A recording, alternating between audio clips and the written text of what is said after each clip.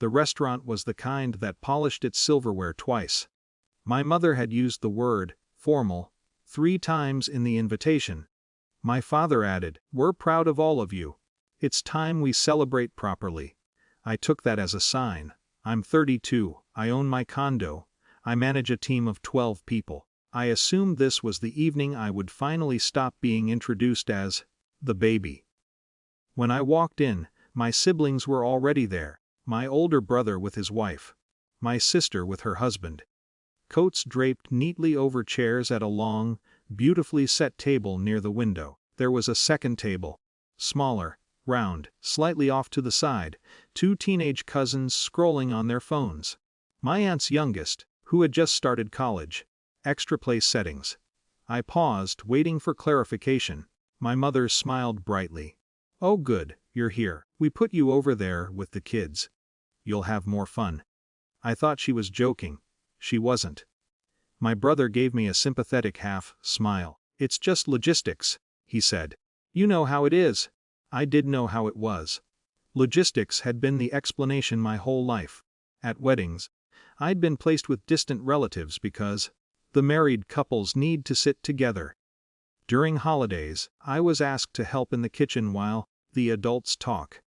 When I bought my condo, my father called it a cute starter place, even though it cost more than his first house. I looked at the smaller table again. One of my cousins said, "Hey, at least we get the good view of the bar." They weren't children. But they weren't seated as equals either. I could have laughed it off, made a joke, earned approval for being easygoing. Instead, I pulled out the chair and sat down. For a few minutes, I observed. The waiter approached the large table first. Wine lists were handed out there. My father began a story about how proud he was of his grown children, gesturing toward my married siblings. No one gestured toward me. At our table, we were asked if we wanted soda. It wasn't dramatic. No one said anything cruel. But the distance between the tables felt deliberate, a physical diagram of hierarchy. I stood up before appetizers arrived. My cousin looked up. "Bathroom." "Something like that?" I said. I walked to the host stand. The manager, a woman in a dark blazer, greeted me politely. "I need to settle my portion of the bill," I told her, "and I'll be leaving." She checked the reservation. "You're part of the larger party." "I was," I said. She processed the charge for my meal, untouched, and adjusted the head count in their system. It was all very calm, very official. As I signed the receipt, I heard movement behind me, my father's voice low but tense.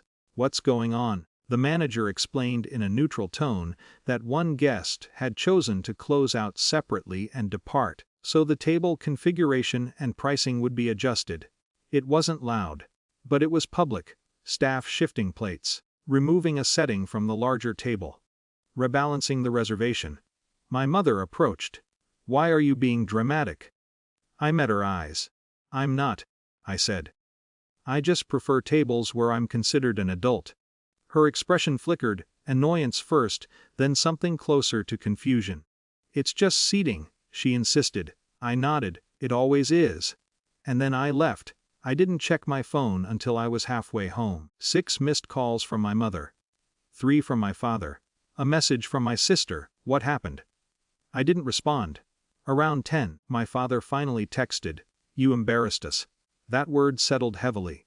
Embarrassed, not hurt, not confused. Embarrassed. I waited another hour before replying.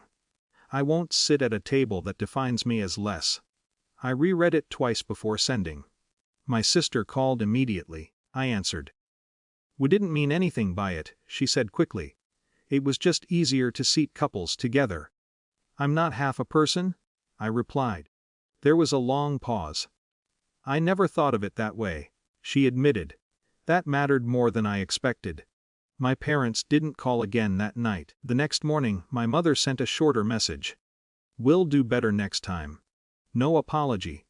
But not dismissal either. I don't know if they fully understand what last night represented. Maybe to them it really was just logistics. Maybe they still see me as the youngest, the flexible one, the extra chair that can be moved around. But something shifted. Not loudly. Not triumphantly. Just quietly. For the first time, I didn't absorb the role assigned to me.